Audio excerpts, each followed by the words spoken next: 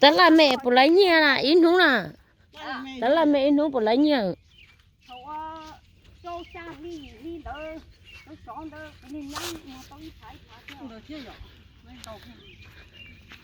Một để rau tổng cái hậu lọ nhổ.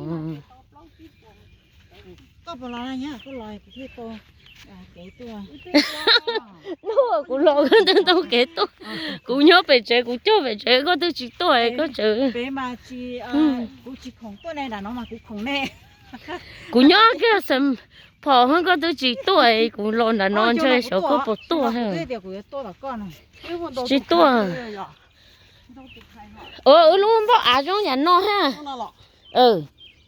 Luôn bỏ à nó chơi cấm bỏ tôm mò chơi ta xí.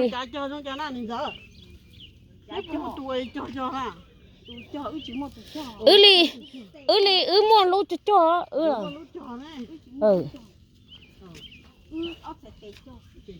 Mẹ ai muốn nói cái chi mua tay cho mà thế li ô exercise. Ô trời. Tôi bỏ tên nó rồi cũng xả lọ là xí rồi. Không cho bé thì cũng chỉ xả lợ.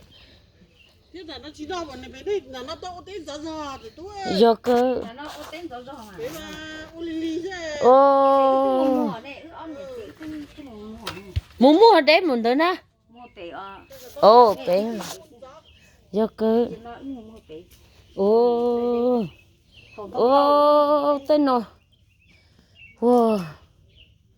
Ê chỗ đó nó có nóng không lo, vú không lo. Ví dụ tại vì cả thiên là cái gì, chúng nó nhá, họ được to, nông to. Giờ chữ ua đó. Giờ. Ta to đâu cũng chỉ thêm mỗi ua to. Nó mà thế chỉ nhớ tổ thế nó. Nhớ chỗ tôi đúng cái này chỉ quá chi này chứ ôi dồi chỉ nhớ tổ thế liền. Cùng nhớ tới. Giờ cứ tôi chỉ mua ít tô rau này rồi.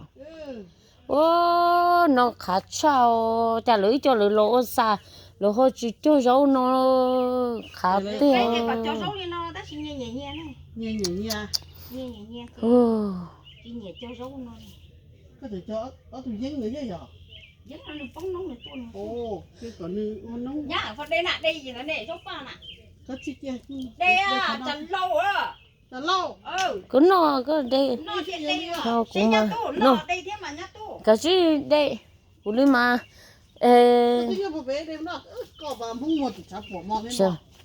Giờ ta xuống lỗ mua cái co ý bỏ cầu đua được ý bỏ loài à li cháu có nó hay ý lưng nó hay mua ít bỏ chi đua đi giờ cơ bé nhỏ có mua bé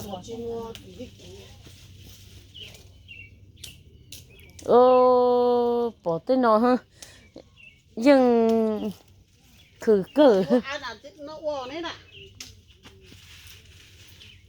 ôi giờ cái tôi rau tôi bông to đây rồi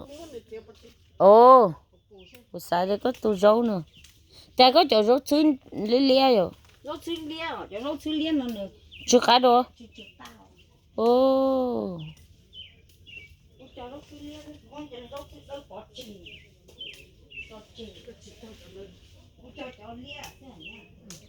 cho lia nó mà chỉ ta rồi có tuổi nó ta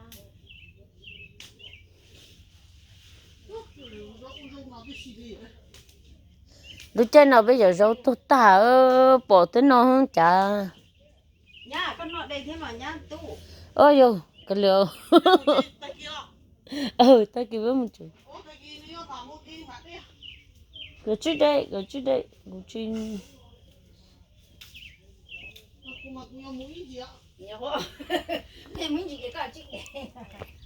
có một in gì có cả chút đây